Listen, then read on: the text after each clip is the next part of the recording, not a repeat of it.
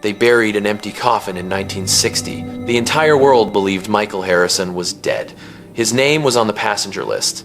Flight 427 from New York to London crashed into the mountains of rural France. No survivors. That's what the newspapers said. That's what the authorities confirmed. His ex-wife, Catherine, stood at his funeral in a black dress. Their 7-year-old daughter, Jenny, cried into her mother's coat. His parents buried a casket that held nothing but his watch and his wedding ring, the only items recovered from the crash site. But Michael Harrison wasn't dead. He was lying in a small farmhouse in the French countryside, barely breathing, bones broken, memory shattered, saved by 2 people who had no idea they'd just rescued a ghost. For 3 weeks, the world mourned him. For 3 weeks, his family moved on without him. For 3 weeks, Michael fought for his life in a place with no phones, no electricity, no connection to the outside world. And when he finally woke up, the first word he spoke wasn't, "Where am I?" or "What happened?" It was a name, Jenny. This is the true story of the man who survived the impossible, the husband who came back from the dead, the father who found his daughter again, and the love that waited on the other side of tragedy. Let me tell you how it all began. January 15th, 1960, New York City, Idlewild Airport, what we now call JFK. Michael Harrison stood in the departure terminal, briefcase in one hand, boarding pass in the other. He was 34 years old, a successful architect, handsome in that classic 1960s way, dark hair slicked back, sharp suit, confident posture. He was heading home to London after a 3-week business trip in America. He'd been designing a new hotel in Manhattan. The project was going well. He was excited to get home. Except home was complicated. Michael lived in London, alone, in a small apartment in Kensington, because 2 years ago, his marriage had fallen apart. Catherine Harrison, his wife of 8 years, had asked for a divorce, said they'd grown apart, said she couldn't do this anymore, said she needed something different. They'd met in college, fell in love fast, got married young, had a daughter, Jenny, right away, and for a few years, everything was perfect until it wasn't. The arguments started small, about money, about time, about the fact that Michael was always working, always traveling, always putting his career first. Catherine tried. She really tried. But eventually, she couldn't try anymore. The divorce was finalized in 1958. Catherine kept custody of Jenny. Michael got visitation rights every other weekend. A few weeks in summer, the standard arrangement, it broke Michael's heart. But what could he do? So he threw himself into work, took on bigger projects, traveled more, tried to fill the emptiness with success. And now, standing in Idlewild Airport, about to board flight 427 to London, Michael made a decision. He was going to fight for his family back. He'd been thinking about it for weeks, months, really. He missed Catherine, missed Jenny, missed coming home to something more than an empty apartment. When he got back to London, he'd call Catherine, ask her to dinner, tell her he'd changed, tell her he'd make more time. Be more present. Be the husband and father he should have been. He smiled to himself as he handed his boarding pass to the attendant. This trip would change everything. He could feel it. He had no idea how right he was. Flight 427 took off at 8:47 p.m. It was a transatlantic flight, New York to London. About 7 hours. Michael settled into his seat economy class by the window. The plane was full. Families, business travelers, people going home. The first few hours were smooth.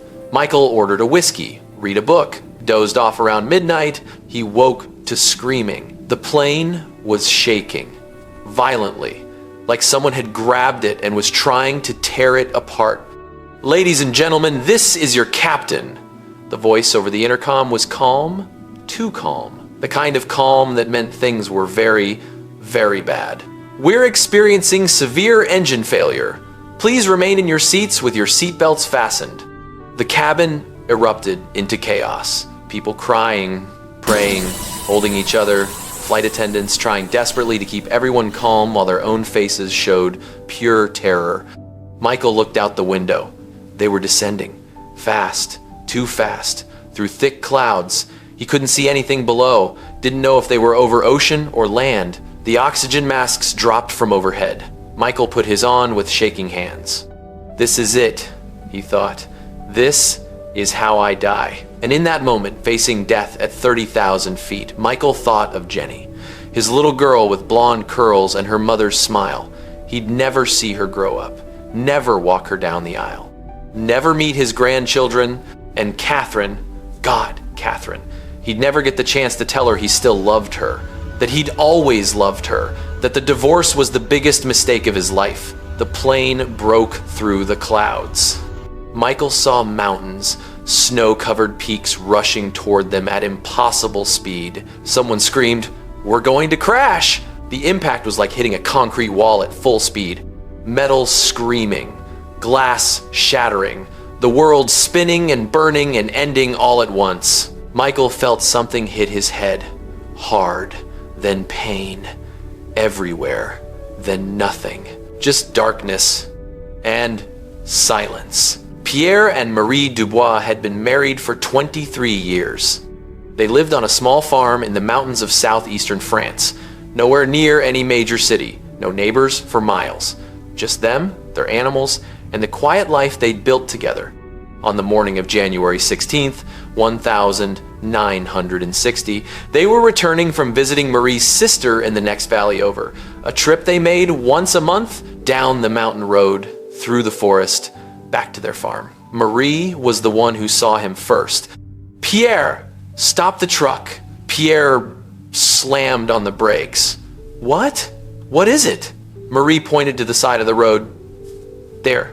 Is that a person?" They both climbed out, rushed over, and there, lying in the snow, 30 feet from the road, was a man. His clothes were torn and burned. His face was covered in blood. One of his arms was bent at a terrible angle. He wasn't moving. "Mon Dieu," Pierre whispered. "Is he dead?" Marie knelt beside him, put her fingers on his neck, waited. "No, there's a pulse. Weak, but it's there." "Pierre, we need to get him to the house. Now."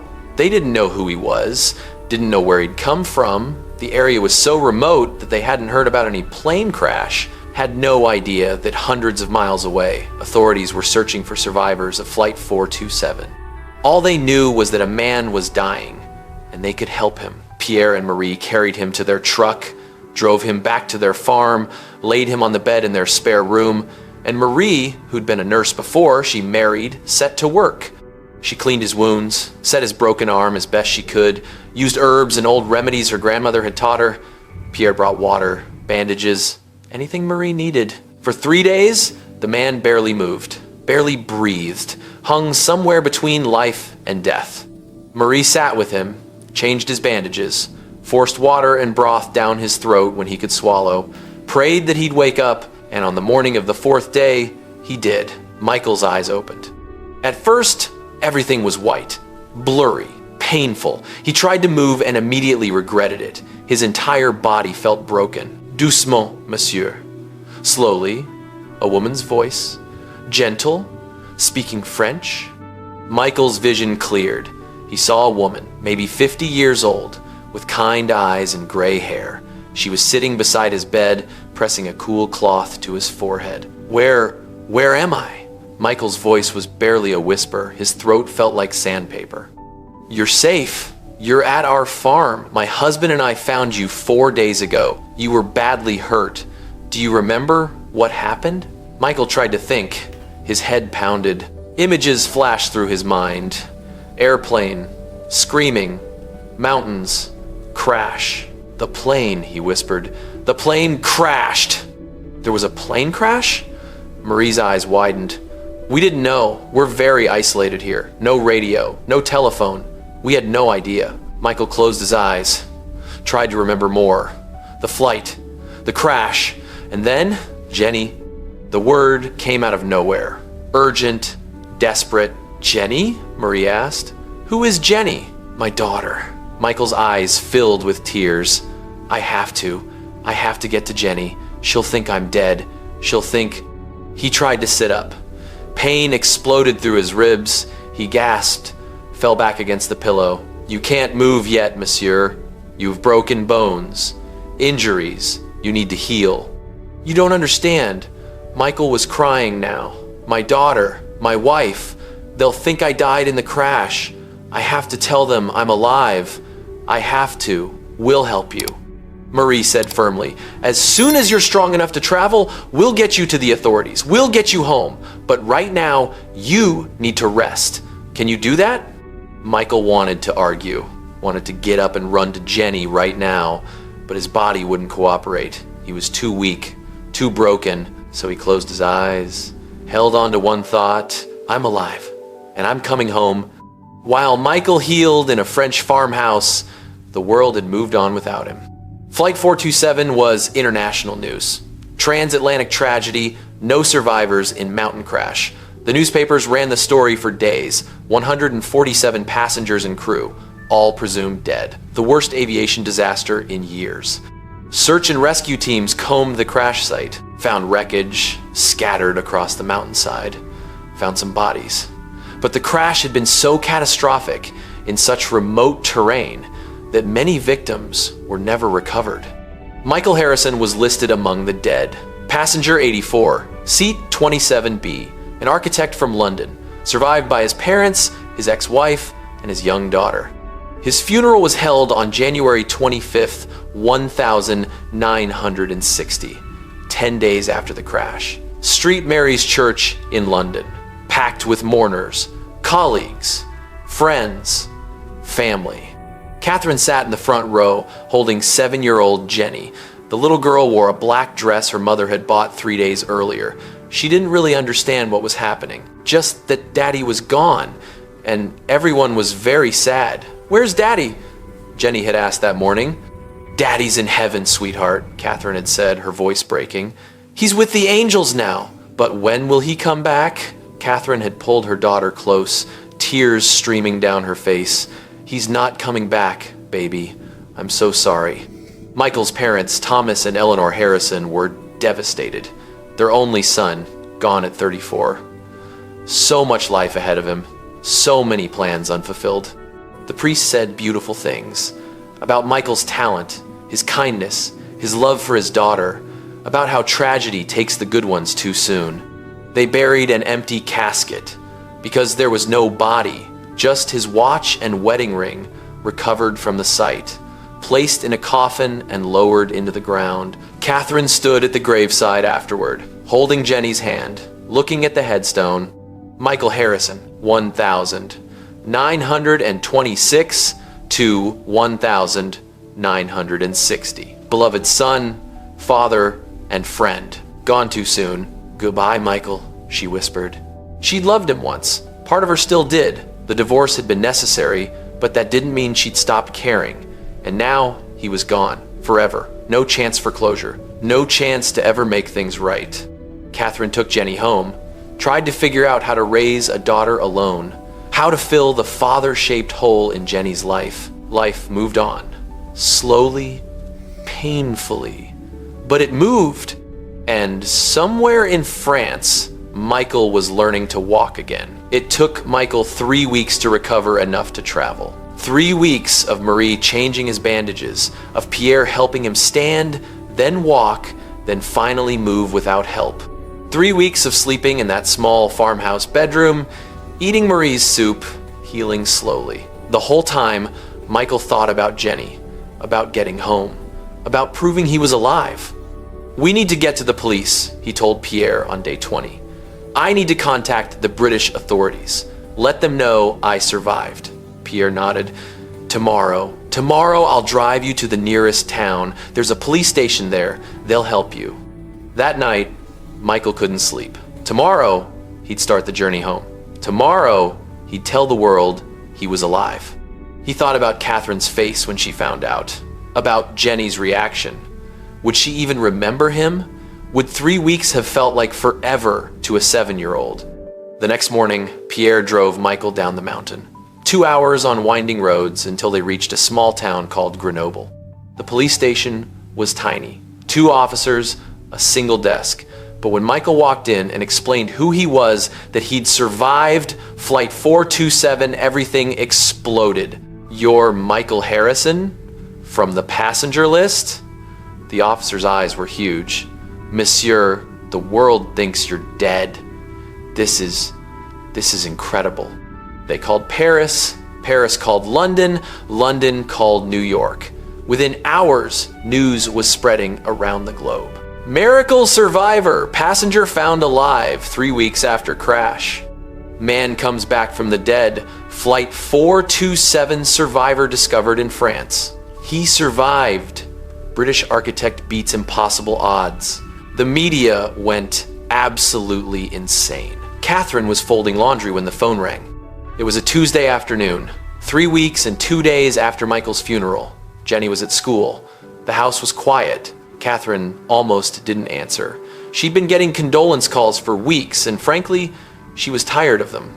Tired of people saying, "I'm so sorry," and "he's in a better place," and "time will heal." But something made her pick up. "Hello? Mrs. Harrison?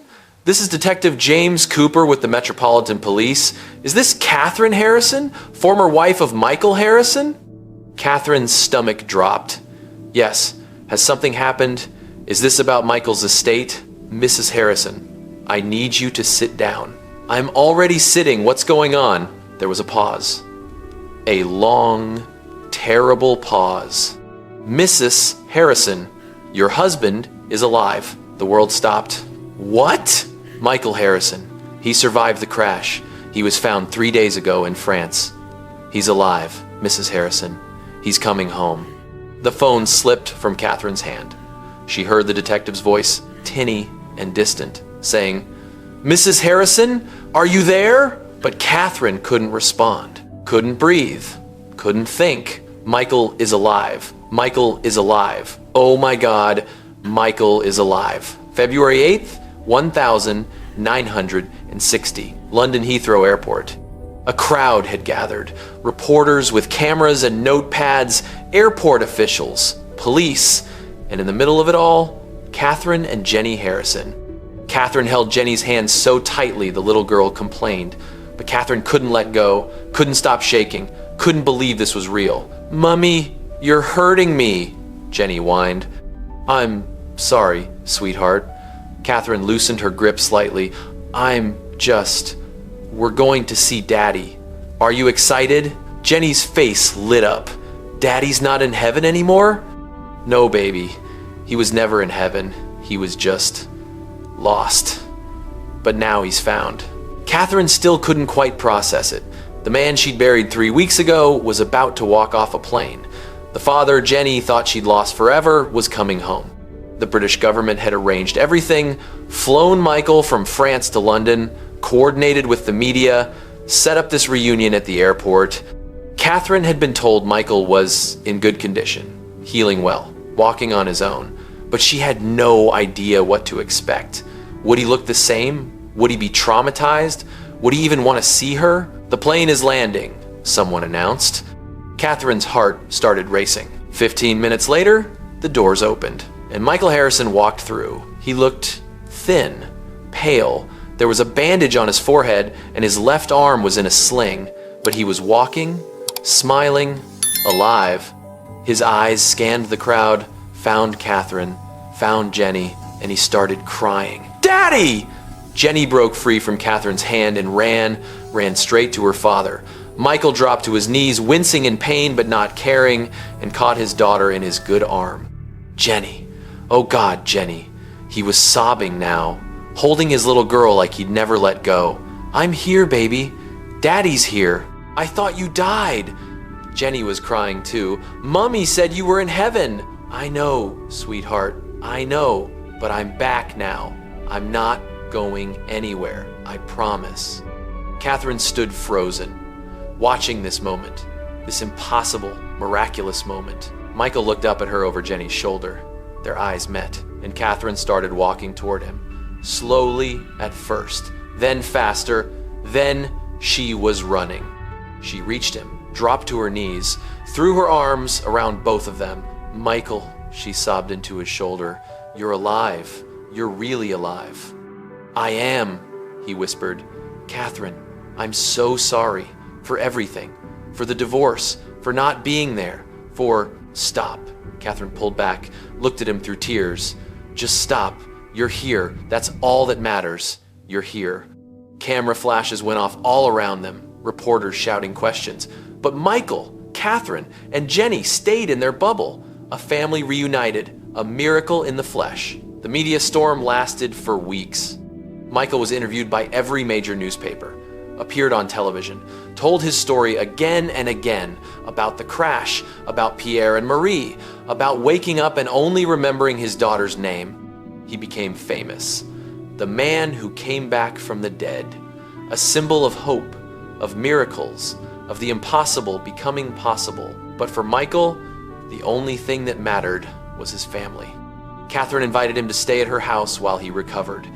The spare bedroom, she said, just until you're back on your feet. But something had changed, something fundamental. They'd both thought they'd lost each other forever, and that perspective changed everything. Catherine would catch herself watching Michael play with Jenny, the way he looked at their daughter like she was the most precious thing in the world, the way he'd learned his lesson about priorities.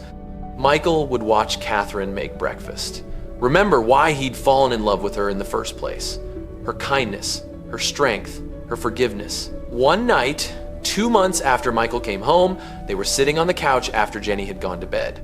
"Catherine," Michael said quietly, "I need to tell you something." "What is it?" "When that plane was going down, when I thought I was going to die, all I could think about was you. About how I'd wasted our marriage. About how I'd let work become more important than you.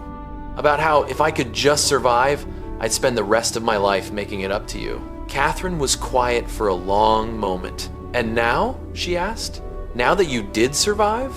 Now I want to keep that promise. If you'll let me, I know the divorce is final. I know I hurt you. But Catherine," his voice broke, "I love you. I never stop loving you. And if there's any chance at all that we could try again." Catherine looked at him. At this man who'd literally come back from the dead, who'd been given a second chance at life and wanted to spend it with her. "I don't want to rush anything," she said carefully. "But, Michael, I think maybe this happened for a reason. Maybe we needed to lose each other to realize what we had." Michael took her hand. "So, is that a yes?" Catherine smiled, the first real smile she'd had in years. "It's a maybe. Let's take it slow. Let's do this right this time." "Slow is good," Michael said. "I've got nothing but time now." And he kissed her, soft and gentle, like a first kiss and a reunion all at once. February 8th, 1961, exactly 1 year after Michael came home. St. Mary's Church in London, the same church where they'd held his funeral. But today, there was no mourning, only joy. Because today, Michael and Catherine Harrison were getting married. Again, Jenny was the flower girl, beaming in her white dress. Michael's parents sat in the front row, still in awe that their son was alive. Pierre and Marie Dubois had been flown in from France as honored guests, the couple who'd saved Michael's life. As Michael stood at the altar, waiting for Catherine to walk down the aisle, he thought about everything that had led to this moment. The crash that should have killed him, the impossible survival, the 3 weeks the world thought he was dead, the reunion that made headlines around the world, and most of all, the second chance he'd been given. Not just to live, but to do it right this time. Catherine appeared at the end of the aisle, beautiful in a simple white dress, smiling at him like they were teenagers again. The priest, the same one who delivered Michael's eulogy, smiled at them both. "We are gathered here today," he began, "to celebrate a miracle, not just the miracle of survival, but the miracle of love that endures even death itself." Michael and Catherine exchanged vows, promised to love each other through sickness and health, through tragedy and triumph, through everything life could throw at them. Because they'd already survived the impossible, everything else would be easy. When the priest said, "You may kiss the bride," Michael pulled Catherine close and kissed her like a man who'd been given everything back. The church erupted in applause. Jenny jumped up and down. Michael's mother cried happy tears. And somewhere in heaven, or wherever miracles come from, someone smiled. Because Michael Harrison had died in 1960, and he'd come back to life, not in some supernatural way, but in the way that matters most. He'd found his way back to love, back to family, back to what really mattered. And this time, he wasn't going to waste a single second of it. 20 years later, Michael and Catherine would tell this story to their grandchildren. They'd show them the newspaper clippings. Miracle survivor returns from the dead. They'd tell them about Pierre and Marie, who they visited every summer in France until the old couple passed away. They'd show them the watch that had been buried in that empty coffin, now kept in a place of honor on the mantle. And they'd tell them the most important lesson. Sometimes you have to lose everything to realize what you had. Sometimes death shows you how to really live. And sometimes miracles happen not because we deserve them, but because we need them. Michael Harrison lived until he was 86 years old. Catherine was by his side until the very end. And when he finally did die peacefully in his sleep, surrounded by his family, his last words were the same as his first words after the crash. Jenny. Because some things never change. Some loves never die. And some miracles last a lifetime. This is the true story of the man who came back from the dead and the family that was waiting for him on the other side. If this story moved you, if it made you believe in second chances and the power of love that survives even death itself, hit that subscribe button, drop a comment. What would you do if someone you'd mourned came back to life? How would you react? This story proves that miracles happen. Not always, but sometimes, when we need them most. Thank you for listening to Michael's story. See you in the next one.